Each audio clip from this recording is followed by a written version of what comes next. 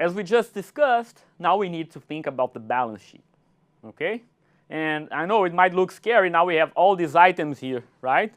So you might think it's going to take a long time for us to go through all of these. How do we forecast all of these? Okay. The good news is that for the question we are going to answer, okay, for the question that we are asking ourselves, the most important item to look at is actually the first one, cash and short-term investments. Okay, we are actually not going to have to worry so much about the other items. The most important thing is to think about cash, right? What is going to happen to cash in 2015 and 2016? That's the key item that we're going to think about, right? So how do we forecast cash? It actually is fairly easy, right? It's not an assumption. This really is an accounting definition, right?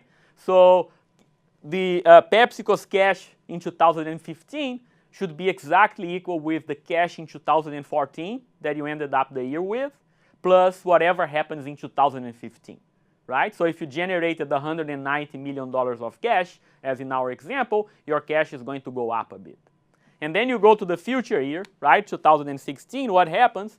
We start with cash in 2015 and then add or subtract the change in cash in the next year, right?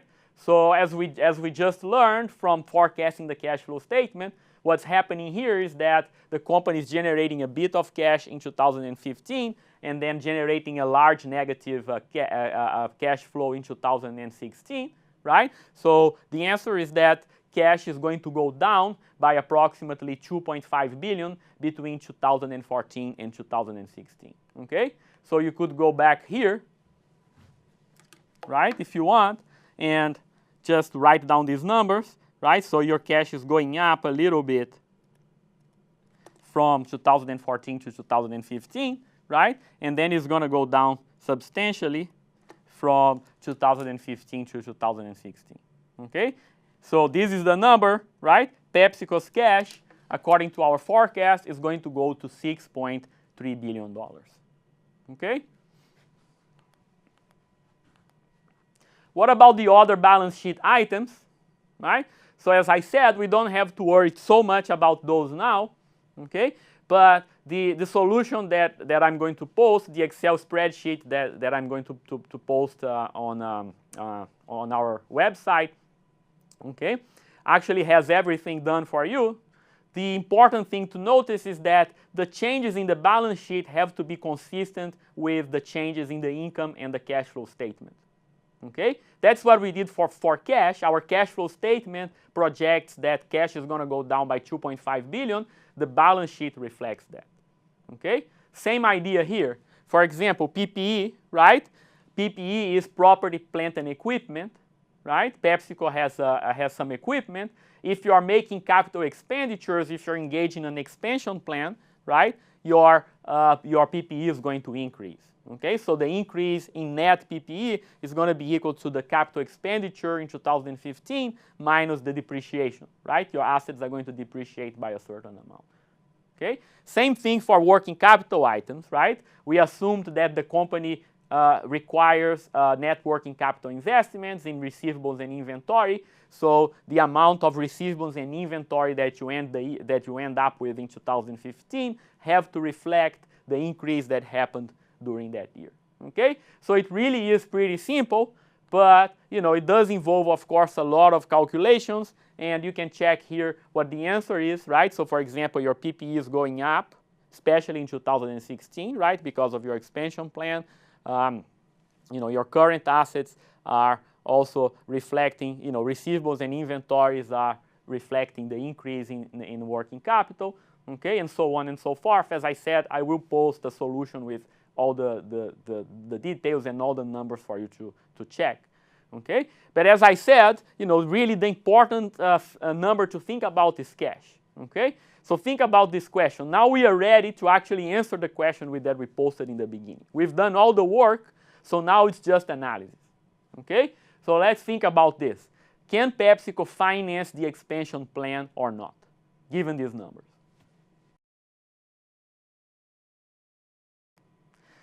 The answer is yes, right? It seems to be yes, okay? Why?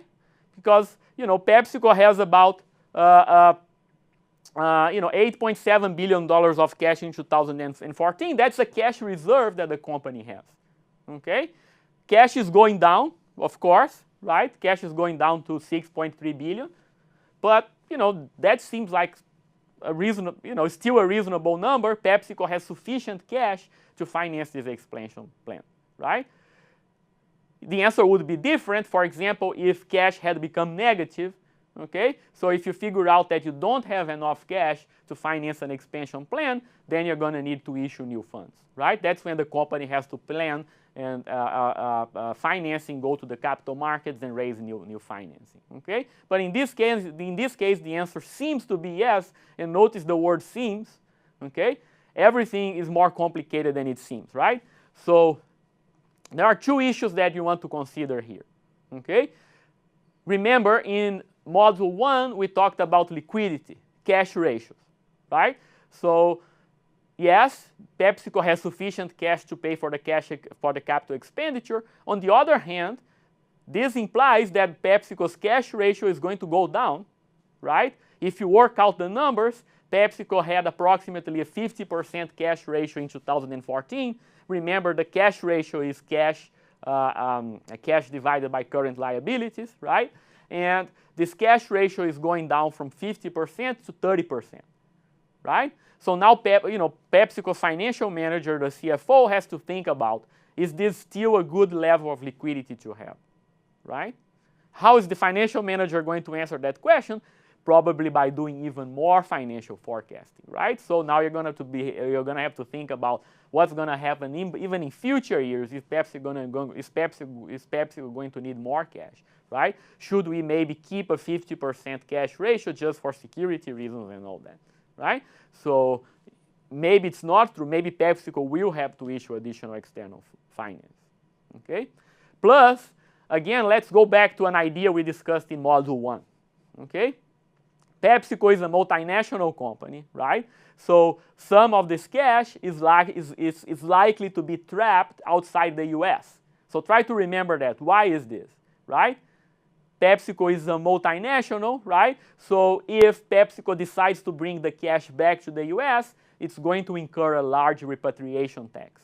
So it seems like PepsiCo has a lot of cash, but in the real world, managers may actually prefer to, instead of using their cash reserves, managers may actually prefer to issue new debt to pay for this capital expenditure and avoid the repatriation tax. So that's another issue that a PepsiCo financial manager has to consider before you decide, yes, we're not gonna issue any new external financing.